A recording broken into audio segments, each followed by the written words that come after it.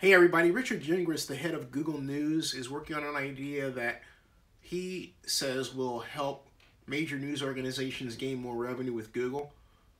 It's not going to work, and I'll tell you why. Because according to what I'm reading with Gizmodo, and on top of that, just the simple idea of helping major news organizations find new subscribers through Google and then splitting revenue with them means this: that Google will have nothing to do with how the news organizations don't use modern technology.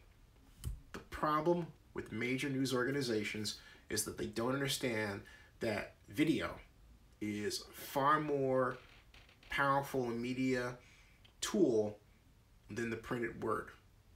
And a lot of this trying to, quote, help major news organizations is, in point of fact, a desire to maintain what people, perhaps like Richard, although I haven't had a chance to talk with him about this directly, so I can't say that's exactly true, but given his charge, I would have to say it looks like it, believe is saving media as we knew it, as opposed to what everyone should be working to do, which is bring traditional media into the 21st century. There are people who would rather consume media put out by TMZ or increasingly me than The Guardian, UK, or the New York Post online. And the reason for that is couched in this very way I call the fragmentation of media and the desire to see a quick news pop and call it just that, news. Let me give you an example of what I'm talking about by way of description.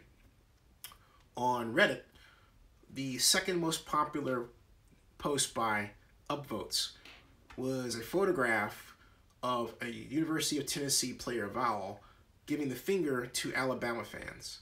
Now, is that really news? No. It's funny. It's interesting. It may be, as one commenter put it, a Rorschach test for how people view sports fans. There's all kinds of ways the photograph can be read. But it's not a major news story by the way we think of traditional news, which is, hey, something happened in the Golan Heights. Hey, there was a terrorist conflict here. You get the idea just by those two basic, simple, short descriptions. Okay? But that thing that came up on Reddit's not traditional news. And yet it gets clicked on. So the question is, how do you take what should be news and package it in a way that people will want to watch it? You have to think that way. If you don't, it's not going to work. How many people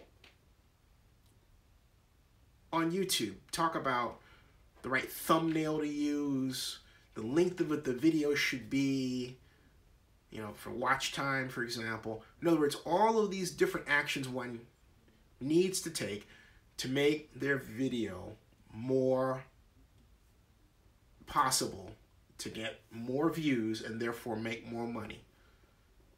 That's the same basic problem that media is facing in terms of money. But you can't force feed an old way of consuming information down a population's throat. And that's essentially what Google is getting into the business of trying to do. And that is why I say it's not going to work.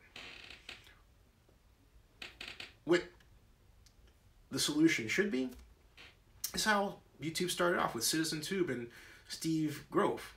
And Steve was working with news organizations around the country, trying to get them on YouTube, help them tell their stories with YouTube, and then YouTube killed it.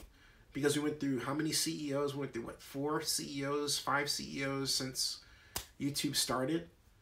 I mean, there was a time when I couldn't tell who was running YouTube. Was it Robert Klinkle? Was it Lucas Watson? What was it? I mean, Susan Wojcicki is the first CEO of YouTube that I can say is the CEO of YouTube, right? Since Chad himself, the founder. And then we had another gentleman before that. So we've had a number of people with this thing.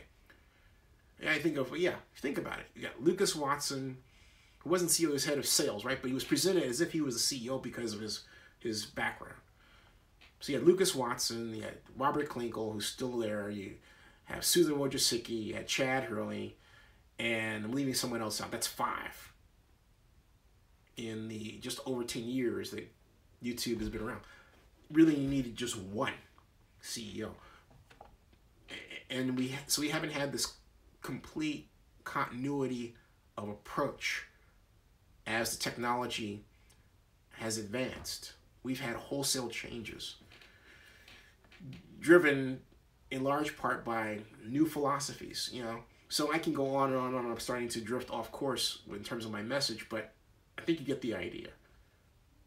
Help news organizations, modern major news organizations, use the tools of the 21st century and come up with tools of their own to help advance media right now, not necessarily preserve what we had in the past. I'm not poo-pooing it. I'm not saying get rid of it. No, no, no. Just think of a way to do it that's more effective. All right.